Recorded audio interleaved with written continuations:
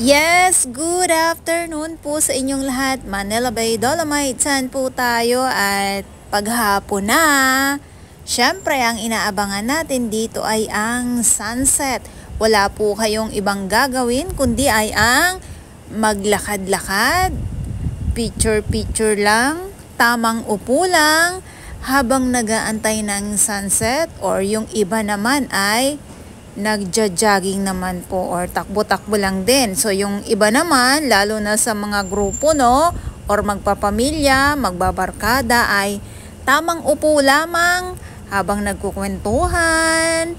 Ayan, at yung iba nga, sabi ko nga ay lakad-lakad lang. Yes, good afternoon. At sa mga baguhan, yes, welcome sa channel ni Miss Jolani Dora Bells. Mahalin niyo po ako ng buong buo. Yun ay hindi galing sa ilong ng mga singaw.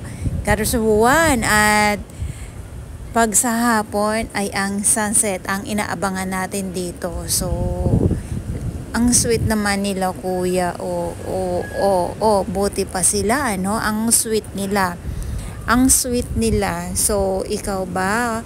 Gaano ka ba ka-sweet na naman? Lalo na pag eto na naman ang iyong makita. Ang update natin ay ang Dolomites Sun.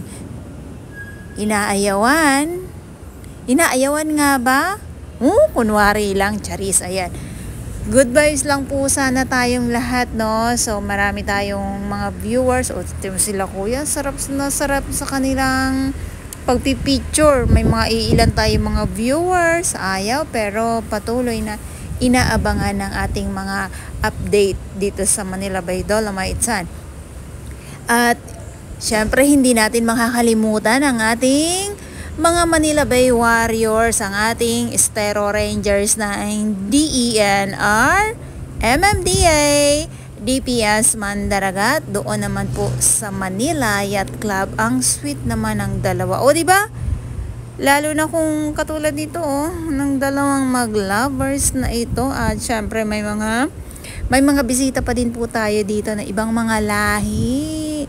Ayan, so sila naman ay kung hindi naman ang ginagawa nila dito ay naglalakad-lakad, nagbibilad po sila. Ayan.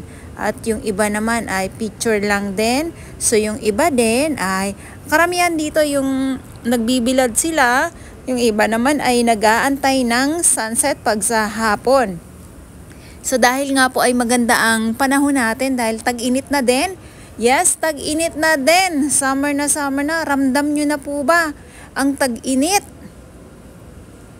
Ang summer. So, ito yung pag summer talaga ay yung sunset dito sa Manila Bay Dolomites. Napakaganda. Pero pag syempre alam niyo na po yan, pag tagbagyo or pag hindi maganda ang panahon ay hindi po maganda ang sunset. Yeah. So sabi naman ng ibang mga viewers, ang gusto daw nila makita ay ang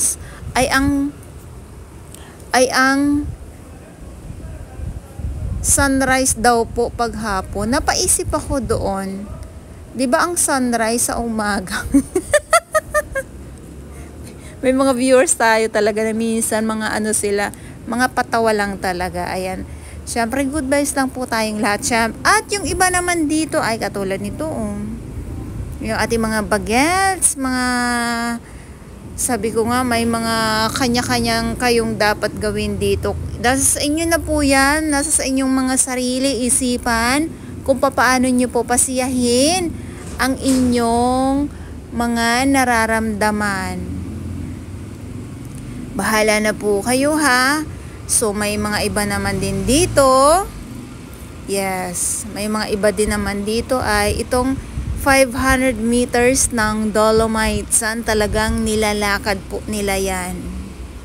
So relax lang din sila. Nakikita naman natin. Nakikita ako. Okay naman sila. Masaya naman. Ewan ko po sa'yo kung masaya ka ba sa ngayon sa napapanood mo na naman. Ayan. Joke lang po. Ayan. So, dapat good vibes lang po tayong lahat. Dahil ay napakainit ng panahon sa ngayon. lalo na pag Manila Bay lagi ang update natin. Yan, syempre Manila Bay, hindi po ako magsasawa sa inyo at sa iba ko din pong mga viewers na patuloy na nandyan, nakaabang ng aking mga update dito sa Manila Bay. At maraming salamat po sa inyong lahat. Ayan, so dahil ay tuloy lang pong update natin, at syempre sabi ko nga sa mga sumama din naman sa akin ngayon sa update ko dito sa Dolomite Sand. So sa ngayon, no, ipagpaumanhin nyo po, ulit-ulitin ko po yan. Wala po tayong makitang tambak ng mga basura or nagkukumpulan ng mga halo-halong mga ibang mga kulay ng mga basura dahil po ay hindi pa po tagbagyo. Ayan. So umulan, uminit, bumagyo, nandito po ako para sa inyo. Kaya antay lang po kayo sa aking ibang mga viewers, sa mga nag-aabang po na gusto po nilang makita na mapuno ang Dolomite Sand ng mga samot-saring mga basura. Yes, mag-abang po kayo pag tagbagyo na po, dahil sabi nyo po, pag tagbagyo, mag-vlog ka dyan. Yes, tagbagyo din po, nag-update po ako dito. Kaya kayo po, wag po kayong mawala, dahil ako po ay hindi po ako mawawala sa aking pag-update dito sa Manila Bay Dolomite Sand. Ulitin ko lang, no, umulan, uminit, bumagyo tayo. Kita nyo itong mga ibang mga bagets nandito, may mga dala na silang mga ibang mga ibon na talaga naman pinapakawalan nila, pinapractice nila na maging malawak ang kanilang liliparan. Ayan, katulad nitong ating bisita ngayon. So sabi ko nga ay wala naman kayong ibang gagawin dito kundi ang magpainit lamang, magbilad. Yes, magbilad. Upo-upo lang, lakad-lakad lang. Oh. May mga ilan tayong mga bisita dito na sa kanila ay sapat na po ang maglakad. Yes, sapat na ang maglakad. Kung hindi naman, tamang upo lang. Ulit-ulitin ko po yan, tamang upo lamang at manood ng sunset dito sa Manila Bay. Ulitin ko din po, no, yung ating mga security guard, yung ating mga kapulisan na patuloy po na nagbabantay dito sa Manila Bay. Sa may Yacht Club, mayroon din po. Sa may Remedios, mayroon din po. At dito nga po sa Dolomite Sand. Ayan, so maraming salamat din po sa ating mga kapulisan na patuloy na nagbabantay sa Manila Bay at sa ating mga security guard po. Siyempre sa ating iba't ibang mga volunteers na walang sawa din po. Maraming salamat po sa inyong lahat. At for now, ito yung update natin dito sa Manila Bay Dolomite Sand.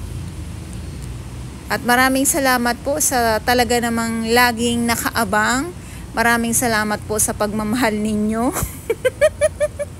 Dahil lagi kayong excited pag Manila Bay Dolomite Sand na po ang aking update.